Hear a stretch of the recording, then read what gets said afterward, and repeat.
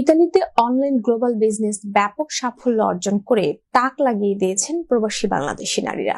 Social media, advertising এবং network marketing এর মাধ্যমে তারা ঘরে বসেই আয় করছেন হাজার হাজার ইউরো।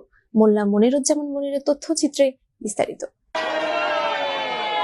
বৃহস্পতিবার রাজধানী রোমে অনুষ্ঠিত হয় 2 দিন ব্যাপী ডিজিটাল বিজনেস সাকসেস কনফারেন্স 2025। এতে প্রধান অতিথি ছিলেন প্রথম বাংলাদেশি প্রতিনিধি তানভীর আহমেদ, জান্নাতুল ফেরদৌস, মাসুমা মামুন ও জিন্না তারার সার্বিক ব্যবস্থাপনায় অনুষ্ঠিত এই সম্মেলনের দ্বিতীয় দিনের মূল অনুষ্ঠান হয় ভিয়া কাসিলিনা দুমুস রেস্টুরেন্টের সম্মেলন কক্ষে।